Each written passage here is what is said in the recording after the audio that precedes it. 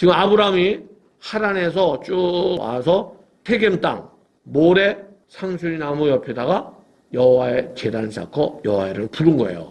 그런 것이 9절까지 말씀이 나오는 거죠. 그래서 베델까지 왔죠. 서쪽엔 베델이고 동쪽은 아이라 했어요. 아이와 베델 사이에다가 여호와의 제단을 쌓았다 그러죠. 그랬다가 10절부터는 애굽으로 내려가는 모습을 볼 수가 있습니다. 여기는 베델입니다. 지금은 아브라함 때 베델이다 이렇게 볼 수 있는 데가 없어요.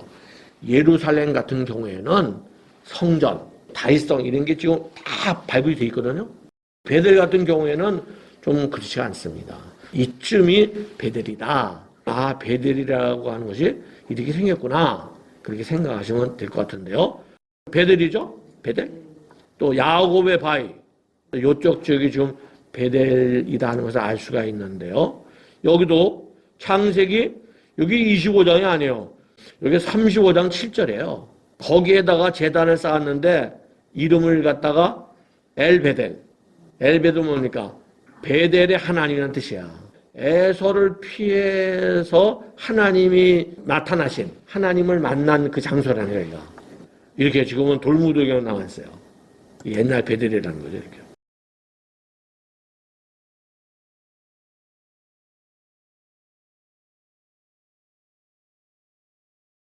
눈도 왔죠? 사람들이 그쪽은 눈이 안 올 거로 생각해요. 겨울이 되면 거기가 산지거든요. 베델이 옛날에 족장의 길이라 그래가지고서는 산꼭대기예요. 겨울이 되면은 예루살렘, 베델 다 눈이 옵니다. 동쪽은 아이라 그랬어요. 서쪽은 베델이고 동쪽은 아이 중간에 제단을 쌓았다 그랬는데 바로 이쪽 동네가 바로 아이다. 여기 이제 유적지가 있는데 여기가 옛날 아이라 그래요. 저기 보면 광야가 나오죠. 저쪽 편으로 요단강 길갈. 여호수아가 길갈에서 올라가서 아이성을 공략하다가 첫 번째는 졌잖아요. 그런 아이성이다. 가까이서 보면 지금 다 이렇게 무더기만 남아있는데요. 이것이 바로 옛날 아이성이다.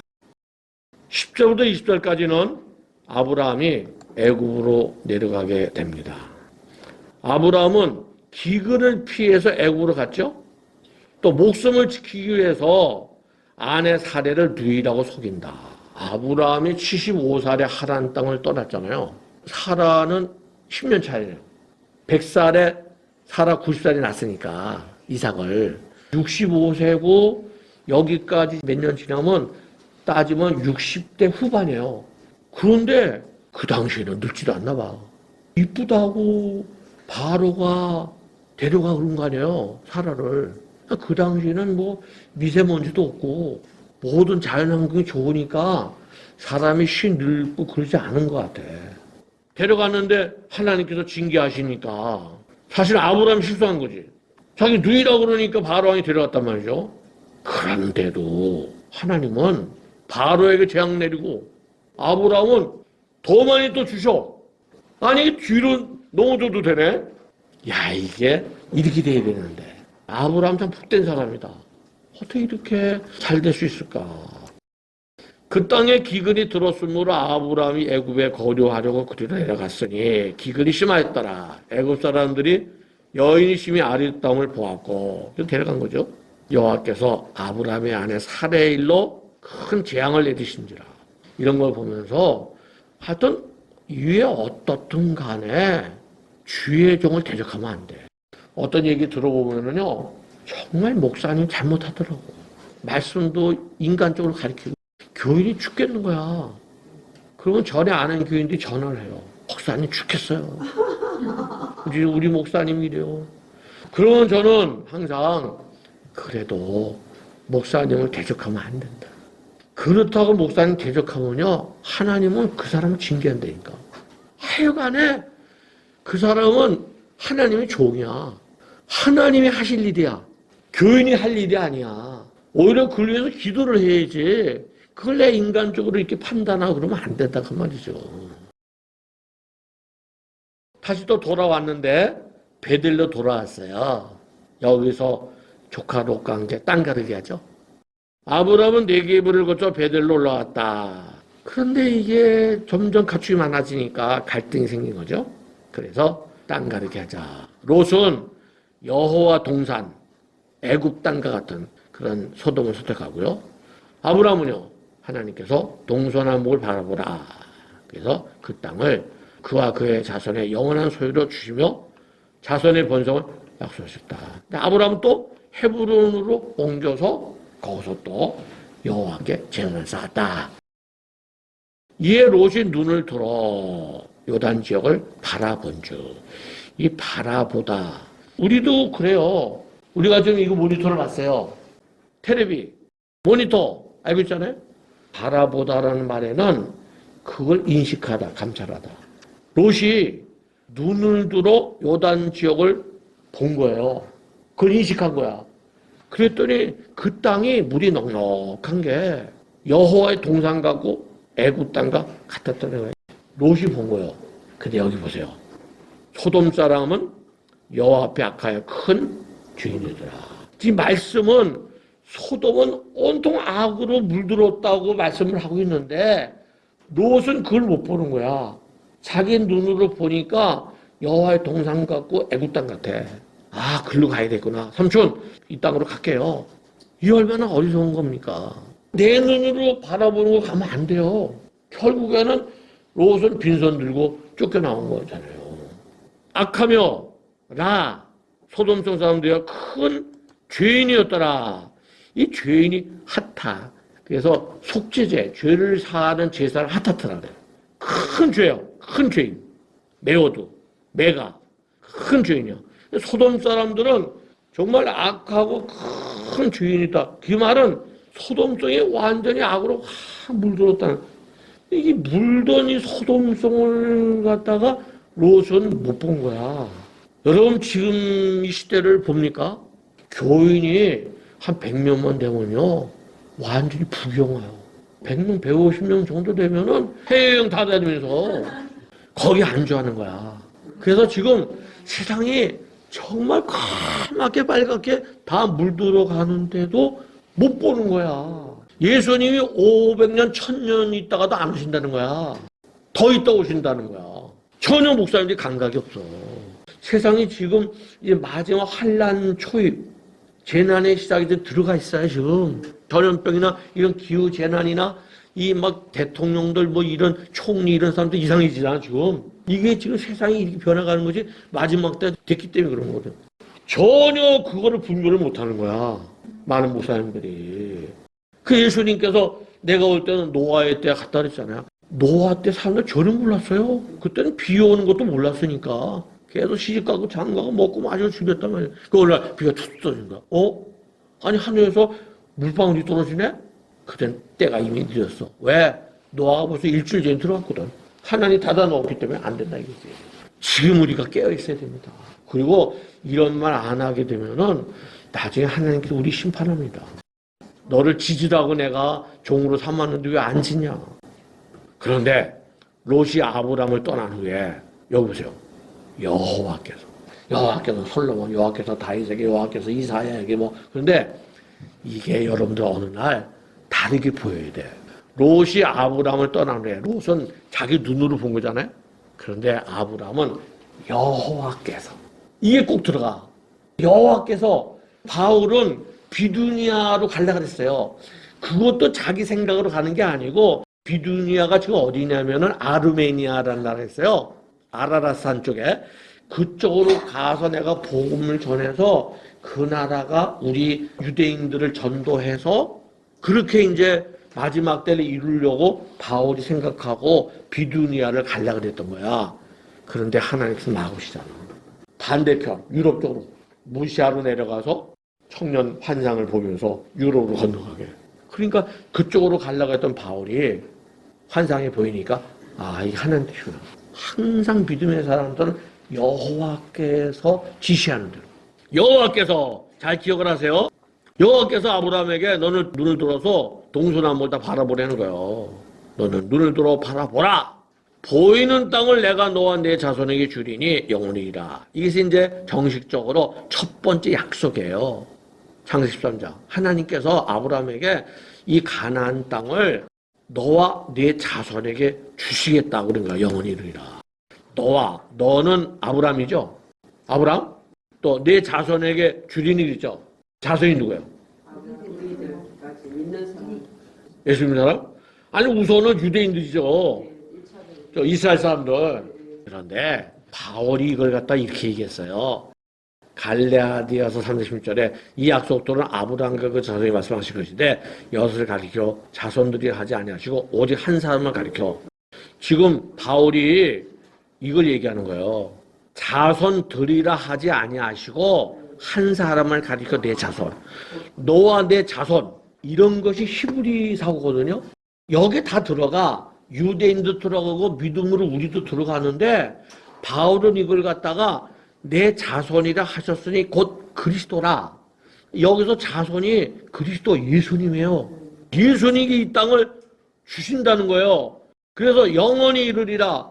그럼 이게 무슨 말입니까? 주님이 지금 하늘보다 우편에 계시는데 주님께 이걸 주시겠다는 거예요. 영원토록 이르도록. 여기서 영원이라고 하는 거는 장구한 시간을 주시겠다는 거예요. 그리스도에게. 바울의 말에 의하면. 이 말은 예수님께서 이 땅에 오셔서 지금 현재 이스라엘 땅 있죠? 그 이스라엘 땅에서 다스리겠다는 얘기예요, 이게. 계시록 따지면 천년왕 걸 말하는 거라고요. 이런 말씀들이 벌써 창세기에 나오는 거예요. 그래서 롯은 소돔성으로 가고요. 아브라함은요, 베델을 떠나서 헤브론으로 가게 됩니다. 쭉 헤브론에서 아브라함이 살게 되는 거죠. 성경에서 언급된 첫 번째 전쟁이다. 엘람 왕 그돌라오메를 비롯한 북부의 네 나라 왕이 소돔성 쪽을 쳐들어와가지고서는 다섯 땅을 갖다 다 징벌하는 거죠. 조공을 바쳐야 되는데 이 사람들이 반응을 일으킨 거야. 북쪽에 강력한 나라들이 쳐들어온 겁니다. 다 약탈당해서 가는데 아브라함이 들어오니까 롯도 붙잡혀서 갔다는 거야. 그래가지고 아브라함이 318명 가신들을 이끌고 가서 다 탈취해갖고 오잖아요. 그런 얘기가 14장에 나옵니다. 소식을 들은 아브라함은 동맹을 맺은 아넬, 에스골, 누구요? 마므레 상수리 나무 나오죠? 이 마므레 사람이 이름이다. 훈련된 318명의 가신을 이끌고 가서 적군을 물리치고 재물과 포도들을 되찾아 왔다. 돌아오는 길에 하나님의 제사장이며 할례왕인 멜기세덱에게 축복을 받았고, 그거 아브라함은 갖고 온 거에서 10분의 1이죠. 11절을 드렸다. 네 왕이 소돔과 고모라의 모든 재물과 양식을 빼앗아 가고 롯도 사로잡고 그 재물까지 노략하여 갔더라. 그 얘기를 들은 아브라함이 연합군 조직해가지고서는요, 또 318명을 거느리고 갔는데 여기 히브리 사람이라는 말이 처음 나옵니다. 나중에 애굽에 가서도 히브리 사람이라고 말하잖아요. 원래 히브리는 이브리라고 그랬죠. 이브리 사람 아브라함에게 알리니. 그래서 318명과 함께 쫓아가는데 이걸 이렇게 보면은 그냥 이 옆에 나라가 쳐들어와서 이렇게 생각하거든요. 사실은 저 담에서 북쪽에 큰 나라 네 나라가, 그 당시에 네 나라라고 하는 건 요새로 말하면 페르시아, 뭐 헬라 제국, 로마 제국 이런 게 아니고 이때 당시에는 다 이렇게 도시국가. 좀 이게 강력했던 것 같아. 근데 강력한 북쪽의 나라들이 조공을 안 마치니까 쳐들어온 거예요. 그래서 이쪽에 있는 다섯 족속 도시국가죠. 그걸 다 재벌을 뺏어갖고 갔는데 아브라함이 헤브론에 살다가 쫓아가서 다메섹까지 가서 탈취해갖고 왔다는 얘기죠.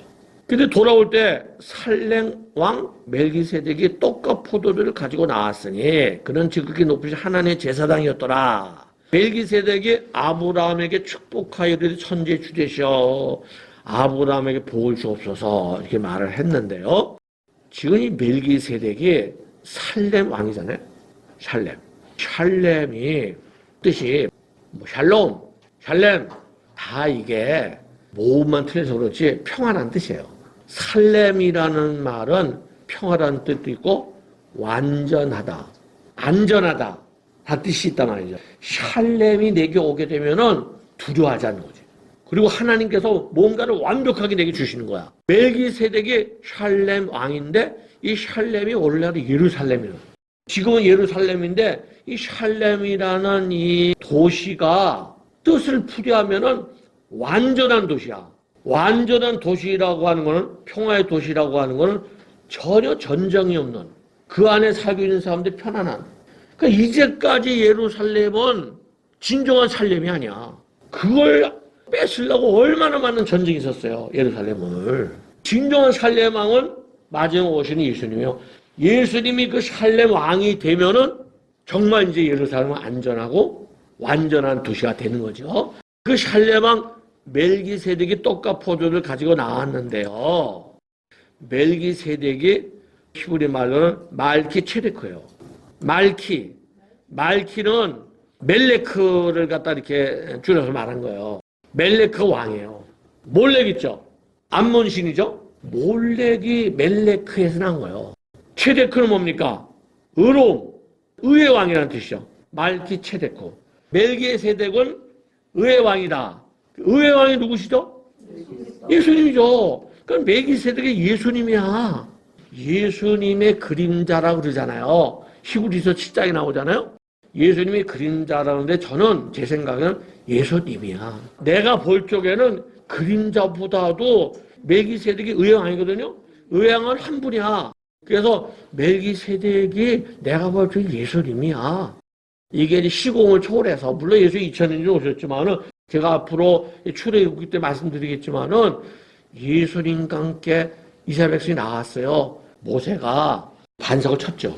그 반석을 쳤잖아요. 출애굽기 17장에 그 반석을 쳐서 물이 나왔잖아요. 쳤는데 그걸 낙하라 그래. 그 쳤다는 뜻이 뭐냐면 때려 죽였다는 얘기예요. 막말로 때려 죽였다. 그래서 거기 물이 나온 거예요. 그 때려 죽여서 생수를 우리가 지금 먹는 거예요. 예수님이 때려 죽였잖아요. 실컷 때리고 못 박아 죽였잖아요. 그래서 우리가 그 생수를 먹는 거죠. 그게 다 광야에 다 나와. 나는 그림자가 아니라고 봐요. 실제. 여기도. 근데 멜기세덱이 아브라함이 오는데 떡과 포도주를 갖고 나왔죠. 그 떡과 포도주가 뭐예요? 피와 사이잖아요. 성찬식이야. 나는 제일의 성찬식을 한 거라고 생각하더라. 의의 왕이 성찬식을 베풀어 준 거예요. 그리고 축복을 한 거예요. 그런 지극히 높으신 하나님의 제사장이다. 지극히 높으신 하나님 제사장이 누구예요? 예수님이시라고. 예수님. 그래서 아브라함은 그 얻은 것에서 10분의 1을 멜기세덱에게 주었더라. 레위 때 와서 광야에서 율법이 생겼잖아요. 근데 11조는 그 전에 아브라함 때 벌써 하나님께 드린 거예요. 율법을 뛰어넘는 게 11조야. 10위 하나 드렸잖아요. 야곱이 이렇게 해주시면 내가 10위 하나 드리겠습니다. 그랬죠? 왜 드리세요? 이것도 마찬가지예요. 바로 그 멜기세덱 그 의의 왕에게, 살렘 왕에게 10위 하나를 드렸어요. 이거는 예수님께 드린 거예요. 이게 11조를 드리지 않으면요, 구원이 없어요. 막말로 말하면은 교회 다녀도 11조를 안 하면요, 지옥 가. 그건 천국 가는 신앙이 아니야. 천국 가는 신앙은 다 11조 드릴 수밖에 없어요. 왜냐면 11조는 내 거가 아니잖아. 하나님 거요. 하나님 거 내가 다 먹는 거 아니에요. 하나님 거를 한 번 먹는 것도 아니고 계속 얼굴 탈 때마다 잘 먹는 거 아니야. 안 드리면. 근데 가겠어요. 안 된다.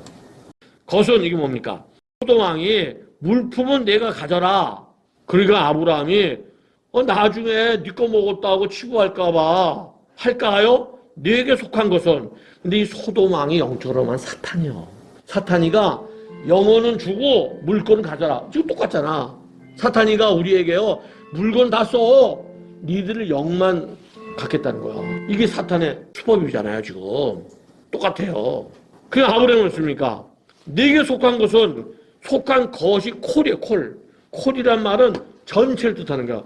네게 속한 것은 전체는 실 한 오락이 들매कर 한 가닥도 내가 가지지 않겠다. 이 아브라함의 신앙이에요. 사탄의 영역이 것이라면 절대 갖지 않겠다. 물질에 대한 게 철저해야 된다니까.